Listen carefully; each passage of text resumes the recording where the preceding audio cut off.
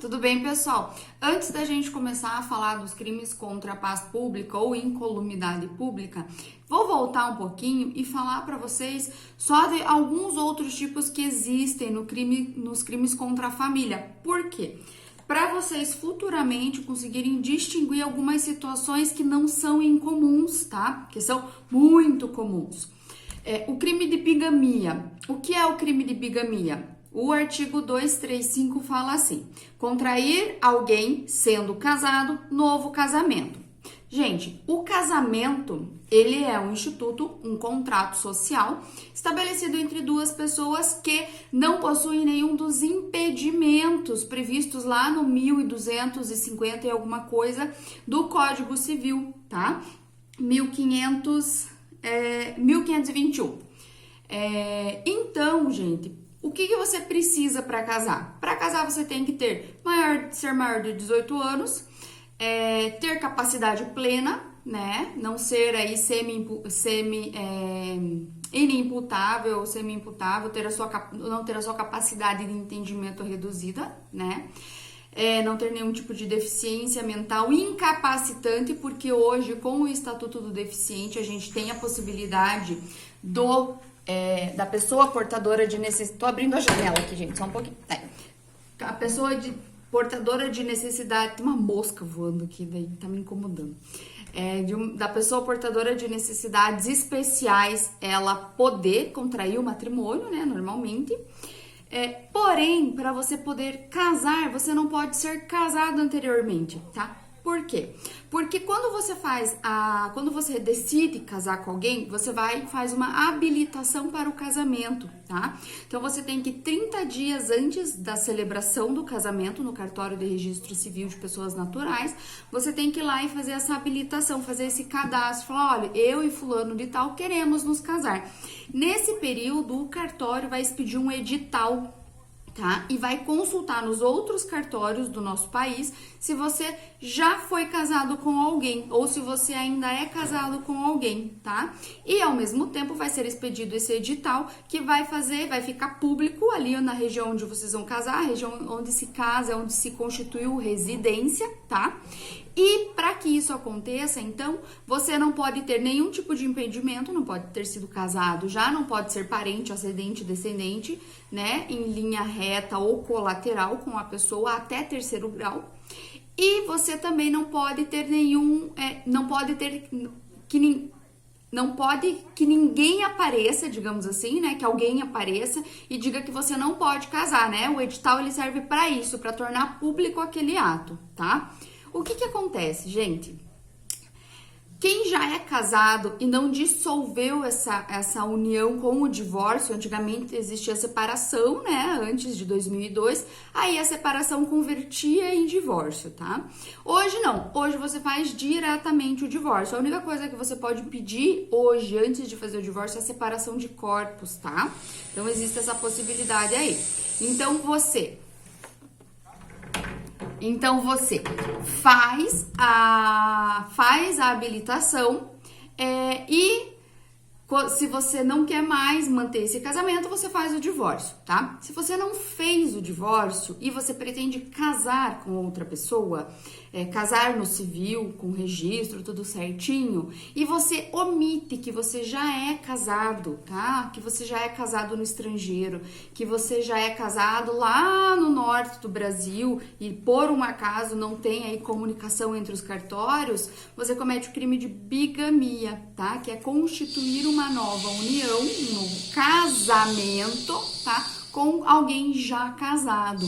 Quem comete esse crime não é a pessoa que não é casada, é a pessoa que é casada, omite e casa-se novamente, tá? Isso é bem importante. Responde só o casado que tenta casar novamente. O que acontece no nosso país, no nosso Brasil, e acontece assim, de enxurrada, comum. A pessoa não desfaz o matrimônio, o casamento, e passa a viver com outra pessoa, constitui uma união estável. É bigamia, gente? Né? Entendam, não é bigamia. Cuidem, tá? Não vai incorrer no crime de bigamia quem, ainda sendo casado, constitui união estável com outra pessoa, tá? Por quê? Porque a bigamia só ocorre para casamento. Então, a pessoa casada tenta casar novamente, tá? O requisito é o casamento, tá? Então, se você aí, né, por um acaso, não desfez o seu laço matrimonial com o seu antigo cônjuge e constituiu uma união estável, não tem sérias consequências e não tem problemas. O problema vai ser lá para frente, partilha de bens num caso de um falecimento, uma futura dissolução dessa união estável. Isso complica, e isso complica muito daí, tá? Isso é importante vocês saberem. Por quê? Porque você tem que provar a data em que você passou a viver em união estável com essa pessoa, tá? Se você não fez declaração de união estável, você tem que comprovar judicialmente que momento vocês passaram a residir juntos, morar juntos, constituir uma família com publicidade, né? E em que momento você deixou de conviver maritalmente com o seu cônjuge anterior, tá? Então esse é o grande problema. Mas lembrem, constituir união estável, ainda que casado, não é bigamia, tá bom? Isso é importante a gente lembrar. Dentre também, gente, né, encerrando esse assunto e lembrando um outro, dentre os abandonos que a gente falou na aula passada, material, intelectual, existe também a possibilidade do abandono moral, tá? O abandono moral, lembra que eu falei para vocês dos abandonos? O abandono moral, só pra gente ler pelo menos a redação do artigo e entender o que é o abandono moral, tá? O abandono intelectual tá lá no 246, o moral tá no 247. E ele vai dizer pra gente o seguinte: permitir alguém que, menor de 18 anos, sujeito a seu poder ou confiado à sua guarda ou vigilância. Gente, o que é confiado à sua guarda ou vigilância? Viram o caso agora que teve da empregada doméstica que deixou o filho com a sua patroa, né? Com a sua empregadora, e a criança entrou no elevador e caiu lá do 12º, 13º andar. Entregaram a criança, né, o adolescente aí nesse caso, a guarda ou vigilância, é aquilo ali que aconteceu, tá? Não precisa você ser efetivamente parente da criança, tá? Então, isso também pode acontecer. Guarda ou vigilância, inciso 1. Frequente, permitir, né, que alguém frequente casa de jogo ou mal afamada. Casa mal afamada, gente, hoje a gente tem que entender aí como, veja, a gente não poderia deixar uma criança ir num bar, tá? Numa casa noturna, tá bom? Isso não pode. Então, a casa mal afamada incluiria, inclusive, esses recintos, esses lugares impróprios, inadequados, né? Ilegais, ilegais para menores de 18 anos, tá? Ou conviva com pessoa viciosa ou de má vida, tá? Essa má vida, a gente tem que associar com pessoas que praticam crimes, traficância, lugares, casas, residências onde sabe-se que há cometimento de crimes, tá? Tem que ser nesse nível assim, tá? Inciso 2, frequente espetáculo capaz de pervertê-lo ou de ofender-lhe o pudor, ou participe de representação de igual natureza. Vai assistir um teatro, um lugar onde tem cena de sexo ou algo do gênero, ou deixa a criança entrar numa casa de swing, coisas desse nível, tá? Resida ou trabalhe em casa de prostituição. Aí, gente, aqui é algo muito complicado, né? Porque não é incomum mulheres que têm esse tipo de vida terem os filhos e as crianças crescerem nesse lugar, tá? 4. Mendigue ou sirva a mendigo para excitar a consideração pública. Esse aqui é o pessoal que fica no sinal pedindo dinheiro, tá? Além de tudo, é crime. Eles não podem ficar com as crianças, eles não podem usar as crianças para pedir dinheiro. Claro, gente, esse abandono moral aqui e esse inciso quarto, a gente tem que sempre ter em mente o tipo de sociedade em que a gente vive, tá? Por isso que a gente vê muito isso. O problema não deveria estar aqui no Código Penal, né? Esse inciso quarto. Ele tinha que estar sendo tratado com política pública, né? Não é um problema penal, criminológico, tá? Entendo a vertente penal como a criminologia da coisa, né? Alguém que quer ofender a ordem posta. As pessoas, às vezes, estão na mendicância por falta de escolha, tá? Então, é mais um problema social do que um problema de código, de lei penal, tá? Mas existe esse tipo penal. Se de repente a polícia, alguém vem diariamente, claro, mas, sei lá, naquele dia o policial vai querer fazer alguma coisa, né? Aquele dia ele se enche o saco e resolve lá dar a voz de prisão em flagrante. Vai fazer o flagrante? Vai fazer o flagrante, vai autuar, e essa pessoa provavelmente vai responder na vara da infância e da juventude por abandono moral e por expor o seu filho aí a qualquer tipo de risco, né? Então vai ser considerado uma violação dos direitos da criança, tá bom? Deixa eu ver se tem mais algum aqui que é importante a gente falar, né, que é o mais comum, né, porque assim, alguns a gente acaba sendo tranquilo. Abandono material, sonegação de estado de filiação, gente, 243. Deixar em asilo de esposos ou outra instituição de assistência filho próprio ou alheio, ocultando-lhe a filiação ou atribuindo-lhe outra, com o fim de prejudicar direito inerente ao estado civil. O caso da mãe que abandona o filho. Acabou de ter a criança e abandona essa criança. Então, você, além de ter aí um abandono material, um abandono... esse abandono, efetivamente, né? Você ainda sonega o estado de filiação, você entrega essa criança, você abandona essa criança como se ela não fosse filha sua, tá? Isso era muito comum em casos de mães que engravidavam de homens, né? Mais antigamente, e queriam ocultar aí a paternidade, né? Vergonha alheia, vergonha da sociedade, tá? Então, a sonegação de estado de filiação também é isso que ocorre, tá bom? Antigamente era muito comum deixar nos orfanatos as crianças, né? Deixava lá na porta do orfanato e ia pra frente. Hoje em dia isso ainda acontece, né? Deixa na porta do orfanato, deixa na porta da igreja, enfim. Então, gente, sobre os crimes, eu acho que os mais importantes são os que a gente viu, tá? Os mais comuns, né? O adultério, como eu falei pra vocês, ele foi revogado, não tem mais. Tem a questão da simulação de casamento também, gente. Simular casamento mediante engano de outra pessoa, tá? Esse crime, gente, ele é um crime de menor potencial ofensivo, tá? Então, se ele constituir, ele vai para o juizado especial. E esse crime, ele é bem incomum de acontecer, tá? Eu vou ler para vocês aqui o que seria ele, né? Normalmente, o sujeito ativo do crime é um dos nubentes.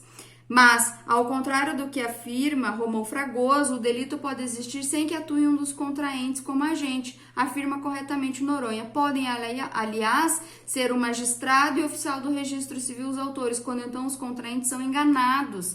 Certamente aqueles simulam um casamento mediante engano de outra pessoa. Poderá haver também conluio e, portanto, coautoria entre o magistrado e um dos nubentes. É o caso de você simular todo o ato do casamento, tá? Nunca vi isso na prática, gente. Nunca vi realmente acontecer, tá?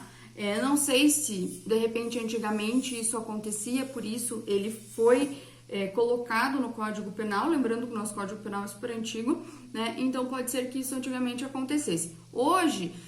nunca mais vi, até mesmo por causa da seriedade aí dos cartórios de registro civil, né, e do juiz de paz. Então, assim, é muito difícil isso na prática, né? Mas ele ainda não foi revogado, ele está aqui vigente, tá? Então a gente tem que pelo menos saber que ele existe, né? Apesar de ser um tipo penal aí totalmente em desuso, dificilmente visto, né? Faticamente, mas a gente precisa saber que ele existe, tá? Agora, gente, pra gente continuar aí com os tipos penais, tá? Em espécie, preciso que vocês saibam que a gente já tá quase no final do conteúdo, tá? Não tem muito mais, tem mais, na verdade, 2 grandes capítulos pra gente ver e os crimes principais. Após isso, gente, a gente já consegue finalizar o conteúdo. A gente deu uma boa adiantada quando as aulas ainda estavam presenciais, né? Então, os crimes, gente, lá no título 8º agora, capítulo 1º, dos crimes contra a paz pública, o legislador previu e quis tipificar esses crimes para que a sensação da ordem jurídica posta, né, a sensação de que o Estado ele provê segurança, de que o Estado ele tem o seu aparato próprio de segurança, né, as polícias, polícia militar, polícia civil, guarda municipal, o próprio exército, tá? Que toda essa ordem jurídica posta, né, o Estado de Direito funciona, tá? Essa é a intenção desse grande capítulo aí dos crimes contra a incolumidade pública, dos crimes contra a paz pública, tá? Então, toda vez que alguém fere esses tipos penais, né, seja aí de uma forma dolosa, seja de uma forma culposa ou omissiva, essa pessoa ela não tá ferindo efetivamente alguém, ao contrário do que a gente tem visto até agora, né? A grande maioria dos tipos penais existe um sujeito passivo próprio, distinto, né? Esse aqui não, gente. Aqui quem que é ferido é a própria sociedade como um todo, é a própria sensação de segurança, de paz social, tá? Um grande exemplo do que é isso, tá? É o caso agora que a gente teve em Curitiba, que começou uma passeata por conta aí fazendo uma passeata contra a discriminação contra as pessoas pretas, tá? E se tornou posteriormente numa ação de vandalismo, né? Vândalos, destruição, tá? Então esse momento em que aquela passeata legítima, aquela movimentação de clamor público por igualdade entre pessoas se transformou em atos de violência, isso fere, tá? Fere a paz pública, fere a incolumidade pública, fere a nossa sensação de segurança, tá? A nossa sensação de que o Estado tem que gerir a sociedade e os conflitos sociais. E fere, inclusive, a sensação de que a nossa legislação nos gera paz social, tá? Porque o direito penal, ele vem, além de tudo, ele tem o seu caráter repressivo, né? E o Estado de Direito como um todo tem o caráter de pacificação social. As nossas leis têm essa ideia. O direito, se vocês lembrarem lá de TGP, Teoria Geral do Processo, Teoria Geral do Direito, eu não sei se ainda fala assim, mas na minha época era TGP, TGD, Teoria Geral do Direito, ou a gente falava que o direito ele servia para pacificação social. Essa era uma das grandes funções dele, tá? Então, isso é o que vem sendo tratado nesse título 8º aí do Código Penal, tá? E os crimes contra a paz pública, a gente já começa falando sobre incitação ao crime, tá? Que tá previsto lá no 286. Então, vejam, lá naquele momento da passeata que aconteceu agora em Curitiba, em algum momento alguém ou algumas pessoas começaram a incitar outras a praticar atos de destruição do patrimônio público e privado e começaram a incitar outras a destruir patrimônio público e privado, tá? Tem até fotos aí, até um dos grupos nossos mandou foto das placas do Tribunal de Justiça todas pichadas. Isso é destruição do patrimônio público e quem paga a conta somos nós, contribuintes, tá? É do nosso bolso que sai, tá bom? Então isso a gente tem que ficar bem entendível. Tá? Então, naquele momento em que aquele determinado grupo começou a incitar a violência, incitar a prática de crime, independente dele de qual seja, mas desde que seja o crime voltado aí para qualquer crime, na verdade. Não tem aí um tipo específico, tá? Então, você incitar publicamente a prática de crime. O tipo penal fala só isso, tá? Pode ser qualquer crime. A pena, ela é de detenção de 3 a 6 meses. E multa, tá? Então, qualquer pessoa pode cometer, qualquer pessoa pode ser o sujeito passivo desse crime, né? Alguém incitar outra. Se você incita alguém e esse alguém não comete, esse alguém é o sujeito passivo. Essa pessoa não responde por nada.